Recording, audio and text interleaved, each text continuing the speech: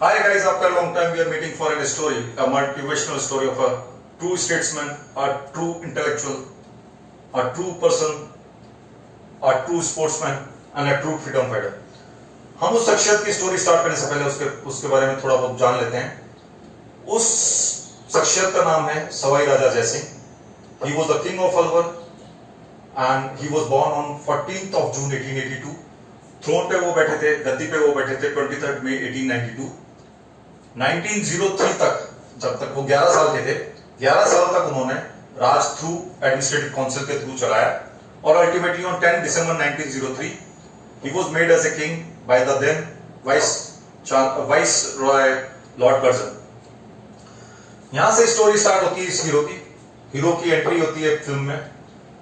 London से वो Mayo college में वो पढ़ते हैं, लंदन कई बार घूम जाते हैं, वहां से कुछ नए आइडियाज लेके आते हैं और अपना राजकाज चलाते हैं। 1903 में वो वर्किंग स्टार्ट करते हैं और 1937 में उनकी डेथ हो जाती है। 34 साल का उनका वर्किंग पीरियड है। अब आप उनके कॉन्ट्रीब्यूशंस गिनते जाना। ये स्टोरीज आपको और कहीं नहीं मिलेगी, मैं आपको दे रहा हूं क्योंकि मैं अलवर से बिलोंग करता हूं और अलवर की हिस्ट्री के बारे में जानता हूं। 1908 में उन्होंने हिंदी भाषा का दर्जा दिया। 1920 में उन्होंने विलेज पंचायत एस्टेब्लिशमेंट, जिसको आज बहुत बड़ा एक लॉ माना जाता है, बहुत बड़ा एक सिस्टम माना जाता है इंडिया का, वो उन्होंने दिया। 28 में in fact establishment of high court in Alwar state किया, क्योंकि Alwar state itself was a country at the time, एक अलग स्टेट थी। अक्टूबर 1930 में उन्होंने अपना पैलेस डोनेट किया एजुकेशन के लिए और उसका नाम आज आरआर कॉलेज के नाम से जाना जाता है। इस कॉलेज में not only he was providing this free education to all his statesman but also a military education. इसके अलावा उन्होंने अलेक्जेंडर हॉस्पिटल की स्थापना करी। अलेक्जेंडर हॉस्पिटल का मतलब होता है कि उस टाइम की एमिनेंट फैसिलिटीज, जो मेडिकल फैसिलिटीज, जो सबसे उच्च लेवल की मेडिकल फैसिलिटीज थी, वो उस टाइम में उन्होंने प्रोवाइड करी अपनी पब्लिक के लिए और अपने लोगों के लिए। इसके अलावा उन्होंने 155 किलोमीटर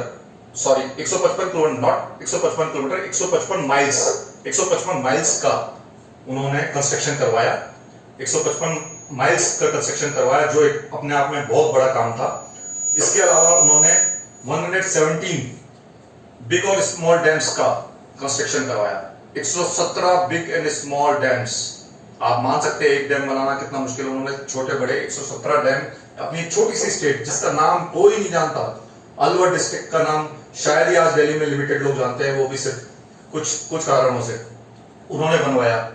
एजुकेशन में उनका इतना सही योगदान नहीं था। उन्होंने यूनिवर्सिटी ऑफ बनारस में डोनेट किया 2 लाख रुपए। 2 लाख रुपए उस टाइम में आप समझ लीजिए कितना बड़ा अमाउंट हुआ करता था। 2 लाख रुपए एक छोटी सी स्टेट जिसके पास कोई पैसा नहीं, जिसके पास टैक्स का सिस्टम नहीं, जिसकी जनता बहुत ज्यादा अमीर नहीं थी, उसने 2 लाख रुपए कहीं से अरेंज करके उनको दिया, जिससे कि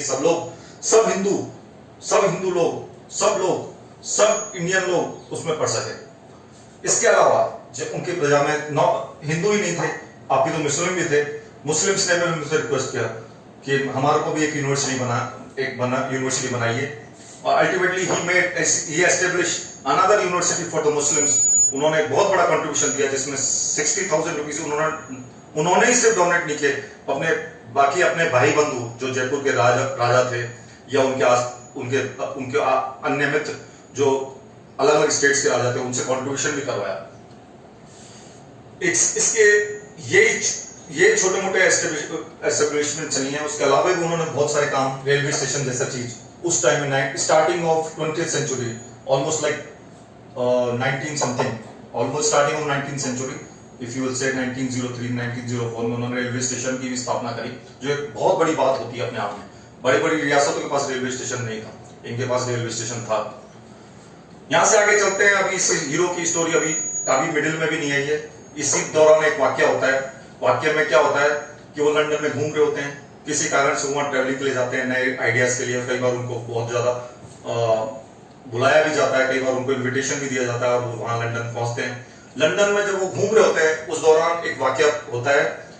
घूमते घूमते वो जब एक शोरूम से बाहर से गुजरते हैं, तो वो रोल्स रॉयस का शोरूम था। एक नॉर्मल ड्रेस में, राजसी ड्रेस में नहीं थे, एक नॉर्मल आदमी की ड्रेस में वो वहां घुसने की कोशिश करते हैं।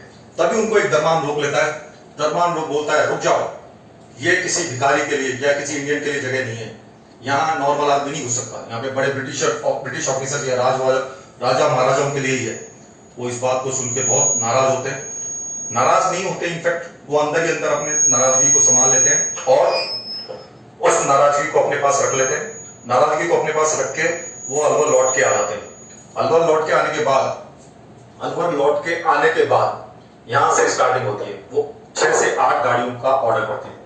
6 से 8 गाड़ियां वहां से चलती हैं, इंपोर्ट होकर आती है, शिप के थ्रू आती हैं और अलवर स्टेट को यानी कि अलवर के राजा को वो हैंड ओवर कर दी जाती है।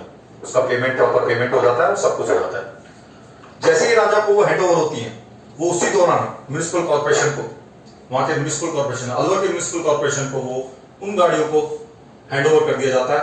तो जो म्युनिसिपल कॉर्पोरेशन के एम्प्लॉइज, जो बेचारों के पास, जिनके पास साइकिल नहीं होती थी, वो रोल्स रॉयस गाड़ी में वो गाड़ी को चलाते हैं और उनको ऑर्डर दे दिया जाता है कि तमाम डिस्ट्रिक्ट में, तमाम जिले में, उस टाइम में जिले नहीं हुआ करता था, स्टेट हुआ करती थी, तमाम स्टेट में जहां भी कूड़ा है इस गाड़ी से उठवाओ। ये बात उस टाइम के जो ओनर थे रोल्स रॉयस के, आज रोल्स रॉयस की आज भी गुडविल है। आज डिफरेंट स्टेट्स के, डिफरेंट कंट्रीज के प्रेसिडेंट्स आज भी उस गाड़ी को ही, कस्टमाइज्ड गाड़ी को ही पसंद करते हैं। उसके मालिक को जब ये पता चलता है कि यार ये किसके साथ हमारी गलती हुई, कौन है ये ऐसा आदमी जो हमारी गाड़ी की यह दुर्गति करी है, उससे कूड़ा उठवा रहा है, अल्टीमेटली वो अपना एक रिप्रेजेंटेटिव भेजते हैं। वहां से रिप्रेजेंटेटिव अलवर में आता है। जब उसको पता चलता है कि उन्होंने एक राजा की बेइज्जती करी, वो उससे माफी मांगता है। माफी मांगने के बाद वो उनसे हाथ पर जोड़ के किसी तरह से मनाता है कि हमसे गलती हुई है और अल्टीमेटली अपनी 6 से 8 गाड़ी वापस लेके जाता है। इसके अलावा एक और वाक्य होता है। दूसरा वाक्य में उनको, वो इंडिया से प्रेजेंटेशन के लिए जाते हैं। महान इंटेलेक्चुअल, महान बुद्धिजीवी जो इंडिया से जाते हैं, जिसका हिंदी भाषा में ही नहीं, अभी तो अंग्रेजी भाषा में भी उनका एक बहुत बड़ा कंट्रीब्यूशन रहा है इंडिया की तरफ से। उन्होंने बहुत सारे लेख लिखे। अच्छा ज्ञान होने की वजह से उनको वो पूरे इंडिया के राजाओं का रिप्रेजेंटेशन के लिए 1923 में इंपेरियल कॉन्फ्रेंस में उनको बुलाया जाता है। वो रिप्रेजेंट करते हैं यहाँ के राजाओं को। वो वहां जाते हैं। इस तरह का उनकी शख्सियत थी। इसके अलावा उनके और भी कंट्रीब्यूशन है। अभी स्टोरी के हम मिडल में ही आए हैं, इंटरवल में नहीं हुआ है। वो 100 के आसपास उन्होंने लॉज को बनाया, जिसमें कई लॉज थे, जो बहुत सारे लॉज थे जो कहीं ना कहीं उनकी खुद की जो पब्लिक थी उसको हेल्प करने के लिए थे। उसमें कुछ लॉज का मैं आपको जिक्र करता हूं। 1917 में उन्होंने law of protection of kids from drug abuse बनाया, जो आज बहुत बड़ा लॉ है। जो ये बिलो 16 इयर्स था, जो 18 इयर्स हो गया है। 1928 में अल्बर कॉन्स्टिट्यूशन कन्वर्जन एक्ट बनाया, जिसमें कोई आदमी किसी और का धर्म परिवर्तन नहीं कर सकता था। यहाँ पे मुस्लिम हिंदू दोनों रहते थे। तो इस तरह की शख्सियत थे वो, जो हिंदू और मुस्लिम में भी ज्यादा भेदभाव नहीं करते थे। 1928 में उन्होंने लॉ अगेंस्ट फूड अडल्ट्रेशन बनाया। कोई किसी में मिलावट नहीं कर सकता था। लोग डरते थे अडल्ट्रेशन, जो आज बहुतायत में हो रही है। 1918 में सिरस्का वैली उन्होंने बनाई, जिसका नाम आप सिरस्का टाइगर प्रोजेक्ट के नाम से भी जानते हैं। 1920 में उन्होंने कई लॉज बनाए, जैसे बेमेल विवाह मींस कोई बुढ़ा किसी बच्ची के साथ शादी नहीं कर सकता था। मृत्यु भोज को अबॉलिश किया और बाल विवाह को भी उन्होंने अबॉलिश किया। इस तरह से ये 100 में से कुछ रिनाउंड लॉज आपको बताएं। लॉज हमारे यहाँ के इंडिया के बड़े बड़े लीडर्स ने नहीं, एक राजा ने भी बनाए। यहाँ उसकी सैड एंडिंग स्टार्ट होती है 1933 में। उनके जब वो इतने होशियार राजा के सामने जब अंग्रेजों ने देखा कि ये राजा बहुत ही होशियार है और बहुत इंटेलेक्चुअल है और इसका कहीं ना कहीं दबाव डाल रहे थे फ्रीडम के लिए भी। कई उनकी गतिविधियां थी, जिसमें से एक वाक्य ऐसा भी है कि उन्होंने 1933 में उनको 1930-31 में उनको किंग ऑफ जॉर्ज ने राउंड टेबल कॉन्फ्रेंस के लिए बुलाया। राउंड टेबल कॉन्फ्रेंस को उन्होंने साफ मना कर दिया कि मैं किसी ऐसे आदमी से हाथ नहीं मिलाऊंगा ग्लव्स पहने बिना जो हमारे हिंदू सनातन धर्म की बेइज्जती करता हो, क्योंकि मैं राजा राम का वंशज हूं और मैं उनकी बेइज्जती नहीं देखना चाहता। अल्टीमेटली उनको 1933 में और भी कई ऐसे वाकया थे जो मैं आपको सुनाऊंगा। जैसे कि वो एक खाने में उनको बुलाया गया, डिनर में बुलाया गया किसी ब्रिटिश ऑफिसर ने। वो और उसकी वाइफ एक पिल्ले के साथ डिनर दिया। बाई चांस वो डिनर कर रहे थे तो उनके पैर, जो पिल्ला था वो उनके पैर चाटने लगा। पहले वो ब्रिटिश ऑफिसर के पैर चाट रहा था, फिर वो उनके पैर चाटने लगा। ये बात राजा को बिल्कुल पसंद नहीं आई और वो उसी टाइम उठे वहां से, नहा के वापस आए, नहा धो के वापस आए और वापस डिनर उन्होंने किया। इस तरह की अकड़ उनमें थी एक राजा की अकड़ थी और कहीं ना कहीं वो पसंद नहीं करते थे ब्रिटिशर्स को। ये बात कहीं ना कहीं ब्रिटिशर्स की आंखों में खटकने लगी और 1933 में अल्टीमेटली, क्योंकि वो एक पढ़े लिखे राजा पे वो कोई इल्जाम तो लगा नहीं सकते थे, अल्टीमेटली उनको देश निकालने की सजा दी। देश निकालना मतलब होता है कि आप अपनी स्टेट में रह नहीं सकते, राजकाज नहीं कर सकते, डीथ्रोन कर दिया गया, उनसे राजकाज छीन लिया गया। तो ये उस राजा की कहानी है। किसी तरह से वो पेरिस जाता है, फ्रांस में जाता है, वहां पे भी अपनी गतिविधि स्टार्ट रखता है। 1937 में अल्टीमेटली उनके साजिश के तहत उनकी स्टेट से जब वो सिद्धियों से उतर रहे थे उसमें करंट छोड़ दिया जाता है और उनकी उसी समय मृत्यु हो जाती है। तो ये उस राजा की कहानी है जो आज के हिस्टोरियंस के नॉलेज में तो है, पर वो उनके नैरेटिव में फिक्स नहीं होती। वो कम्युनिस्ट हिस्टोरियंस के नैरेटिव्स में बिल्कुल भी फिक्स होने के लायक ही नहीं है, तो वो इसका कभी जिक्र नहीं करते। अगर आप अलवर घूमने आएंगे तो ये सब चीजें पाएंगे, या उनके अभी भी उत्तराधिकारी आगे चल रहे हैं और वो अब गवर्नमेंट में भी उनका कंट्रीब्यूशन है।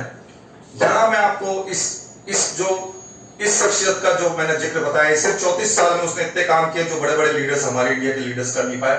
यहाँ मैं आपसे विदा चाहता हूँ, अगली बार फिर पेश करूंगा एक motivational story. Until then, good bye, good luck, good night.